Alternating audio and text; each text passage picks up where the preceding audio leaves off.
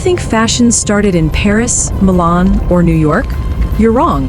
It started in a cold cave, not with silk, but with blood and animal skins. And the first purpose of designer clothing was not to keep warm. It was to instill fear, to assert power, and to tell the great lie, I am not a man, I am a monster.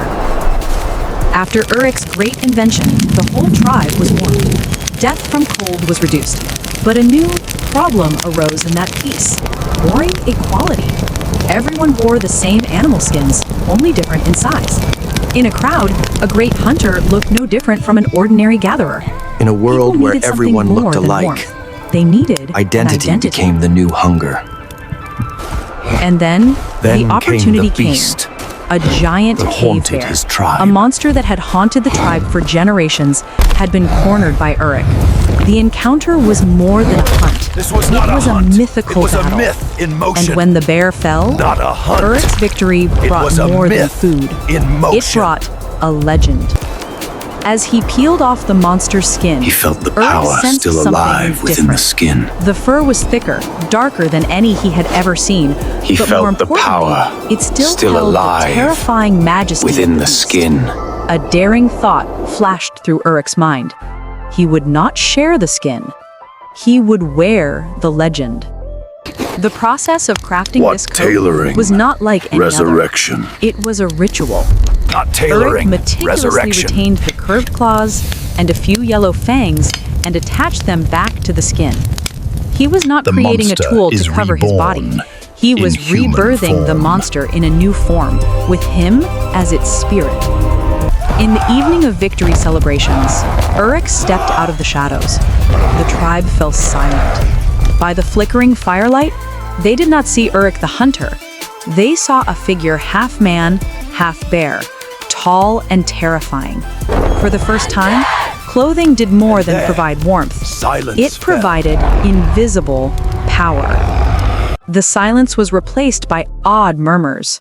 When Uruk spoke, his voice seemed deeper, more resonant. The bear fur cloak They no longer did more saw than conceal Uruk the his man. body. It amplified his presence. He was no longer Uruk. He was Uruk, the bear slayer. They A saw true leader had been born, Uruk, identified the by bear his own slayer. clothing. The effect was immediate. Another skilled hunter, after killing a saber-toothed tiger, followed suit. He crafted a cloak from a tiger skin and kept his Power fangs as long had a as new 2 daggers language. for decoration. Image. He could not have the strength of the bear, but he could wear the cunning and speed of the tiger.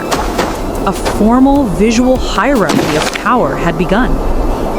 The shaman of the tribe, It's not the an elderly power. woman named Alara, took It's a the different mystery. approach. She did not seek physical strength. She wore the skin of a white deer, but meticulously decorated it with shiny black raven feathers, sparkling seashells, and Clothes polished become pebbles. a spiritual Her bridge. costume was not about killing. It was about mystery, about a connection to the spirit world. The language of fashion became increasingly Then they draw complex. meaning.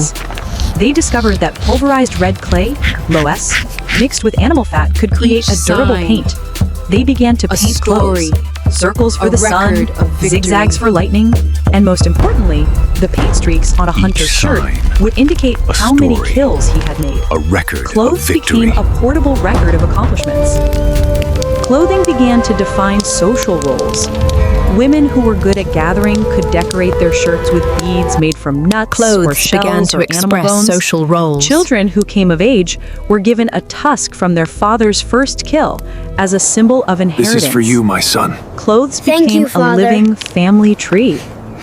One particular symbol, a stylized drawing of a mammoth, became the logo of the Uruk clan.